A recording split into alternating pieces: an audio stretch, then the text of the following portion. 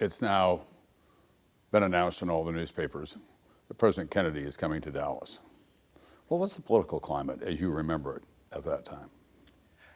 There was, I think, a lot of fear about President Kennedy coming.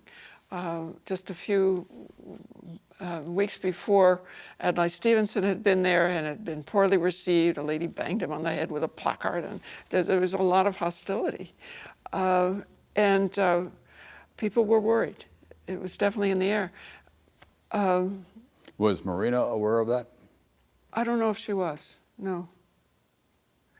Certainly, she thanked me for turning on the TV that morning, and we watched the motorcade as it came into Dallas. And it was such an enthusiastic crowd, and the feelings were so good. I heard over the television, yes, that shots were fired and that it had been that his head had been hit. And I was afraid it might be fatal.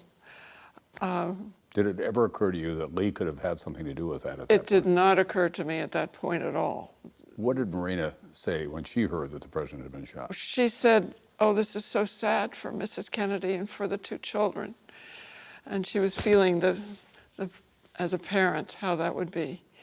I lit a candle, and she said, "Is that a way of praying?" And I said, "Yes, it's just my way."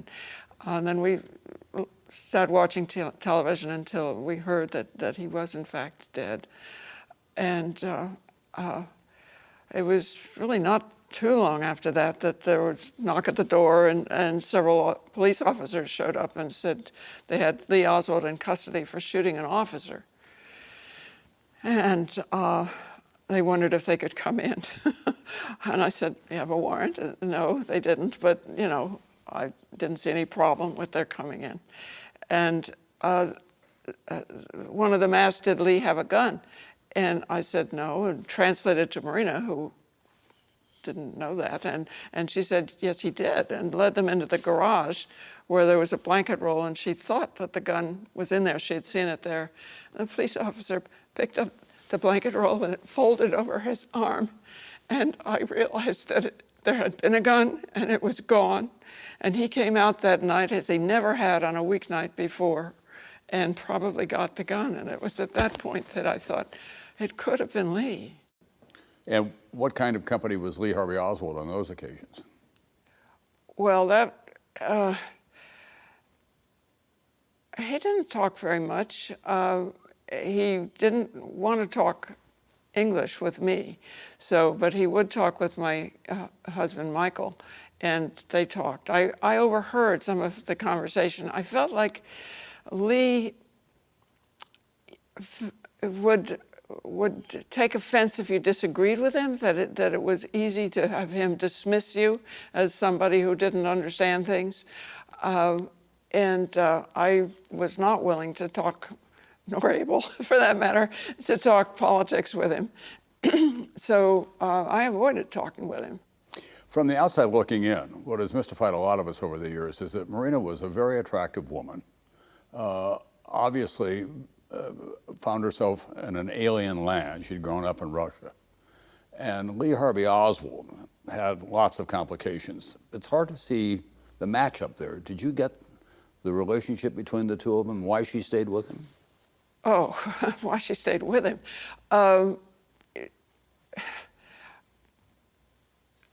Well, I think she really did care about him.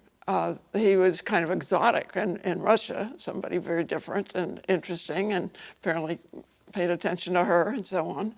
And but she did find herself in a country where she didn't speak the language, and he didn't want her to learn it, which really bothered me. And she just didn't have very many friends. I learned later that they did have some friends in the Russian community, but at that point, we're not seeing them. And they had very little money. They had very little money. Do you think there was a plot that I goes do not beyond think Lee there Harvey was a Oswald? plot, no. You think it was him? I think he did it. I think he acted alone. And I think the Walker incident really illustrates how we could plan something and carry it out, and that he was willing to try to kill somebody. Why did he want to do it, in your judgment? Oh, that's the hardest thing of all. I don't understand it at all.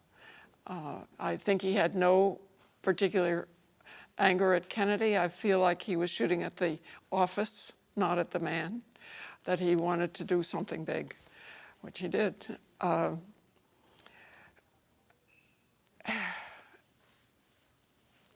In the meantime, here he cared something about his wife and family, but what could he have done that was worse for them?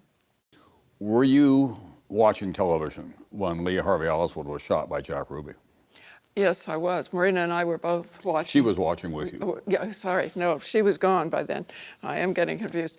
I was watching television and saw him shot.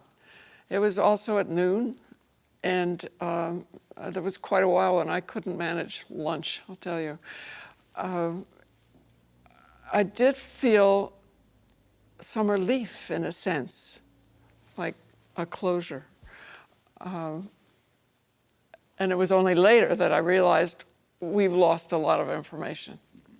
What he could have told us about why or what he thought.